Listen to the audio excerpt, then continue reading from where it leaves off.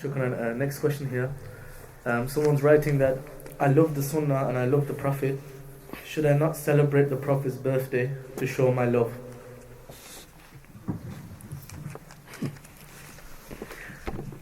Jazakallah khair for loving the Prophet and loving the Sunnah. May Allah highly reward you. And Jazakallah khair for asking. This is the way. You ask. Don't hesitate to ask. Ask. But as I told you, why do you want to celebrate the birthday of Rasulullah sallallahu alaihi wasallam? To show the love. Isn't it against sincerity? You say, I want to show the love. Show who? Show who? If you want to show Allah, Allah knows the hidden and open. You don't need to show it out except with the way that He told you to show it out. If you want to show people, then I'm sorry. You are not sincere. You are not sincere in what you say.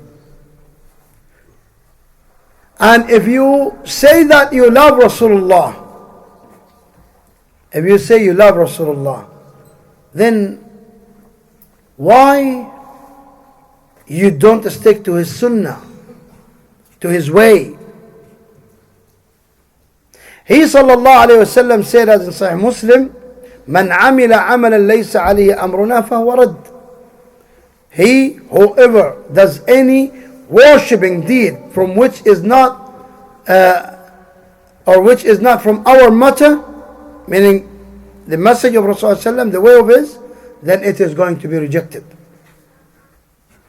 So he, if you love him, he is telling you, if it is not, if what you're doing is not from his sunnah, then it is going to be rejected.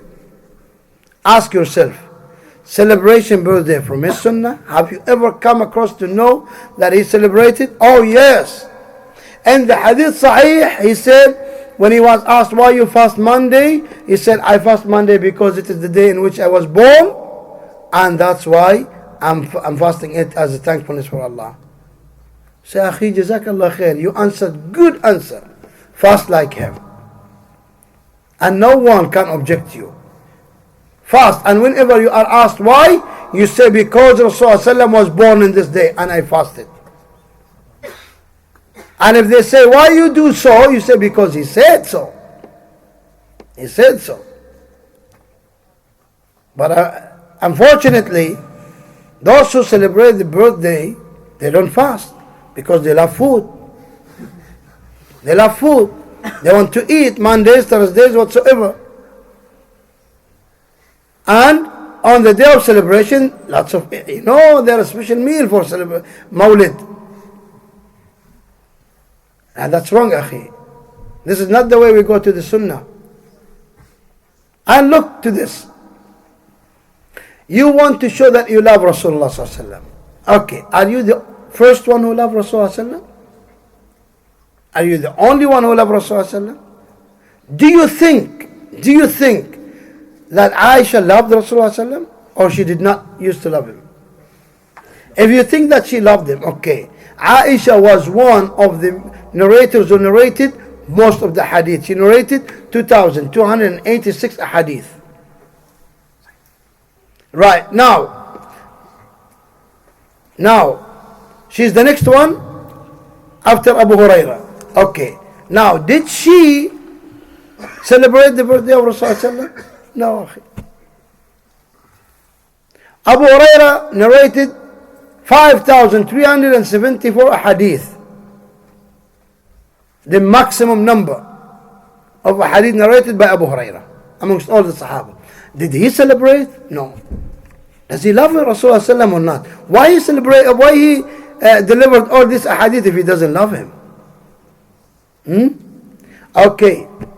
His uncle Abbas was alive after Rasulullah. Did he celebrate? Also his uncle didn't love him and you loved him? The four Khulafa did not love him and you loved him? The whole Sahaba, not even one Sahabi celebrated it. They all don't love him, but you love him? I'm afraid you love someone else, but not the Prophet. You need to make sure. Because if you love him, Allah Ta'ala said, وَمَنْ يُشَاقِقِ الرَّسُولَ مِنْ بَعْدِ مَا تَبَيَّنَ لَهُ الْهُدَى وَيَتَّبِعْ غَيْرَ سَبِيلِ الْمُؤْمِنِينَ نُوَلِّهِ مَا تَوَلَّى وَنُصْلِهِ جَهَنَّمَ. He whoever opposes the way of Rasulullah sallallahu alaihi wasallam and takes a way different from the way of the believers. Who are the believers? When this ayah was descended, who were the believers? Sahaba. Means if you take away other than the way of the Sahaba, look what the consequence of that. نُوَلِّهِ مَا تَوَلَّى. We'll let him go on the way he chooses. But on the day of resurrection, وَنُصْلِهِ جَهَنَّمْ. We'll put him in Jahannam. Oh Allah, he worshipped you in Jahannam. Why? Because he did not obey Allah. Allah said, follow Muhammad and his companions. But he did not listen to that. The last thing I want to say about it, what day are you going to celebrate? Oh, 12th of Rabi'ul Awwal. Okay. You go back to Bukhari and Muslim and all the books of Hadith, you find that 12th of Rabi'ul Awwal is the day in which he passed away. When you look on all the books to see the day in which he was born, no confirmation on that.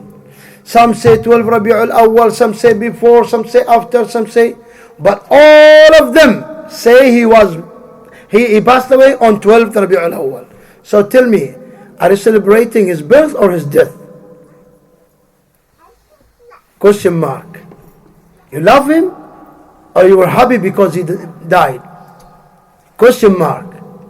It is only, and answer this question. Who the first one who celebrated? You know who? You all know who? Okay. The first celebration ever known was in Egypt. Wasn't by the Egyptians. No, Egyptians are beautiful. Egyptians are beautiful. I love them much. Because really they are strong. When they come to the Sunnah thing, they love the Sunnah. Yes, there are some ones who are far away, but there are ones who are in dreams and, you know. But honestly, Egyptians in general, you know who? It was the Ubaidis. Ubaidis are Jews, unfortunately. Jews found from a man called Abu Ubaid, who was a Jew living in Syria, and then by the Zionists, the Jews, he was sent to Morocco, and in Morocco he claimed, and by the way, Moroccans are really beautiful ones as well. He went there because see the distance between Syria and Morocco? That time there were no internet. Believe me, there was no internet. Internet was cut. So the Moroccans do not know what's happening in Syria. He came to Morocco and he claimed that he is from the descendants of Fatima. And he called himself Fatimi. And then he called his family the Fatimiyun. Lying. He's Jew. Like the first one who found the group of Rafida. The ones who call themselves Shia, lying. They are Rafida. Who is the founder of that? Abdullah bin Saba al-Yahudi. Again, Yahudi. So they send this man to Morocco. And in Morocco, he showed that he's a practicer in this. People came around. Then guess what? He took a group of them and came to Egypt and showed more people came around him. Then he fought against the ruler of Egypt when he was a bit weak, and he took over.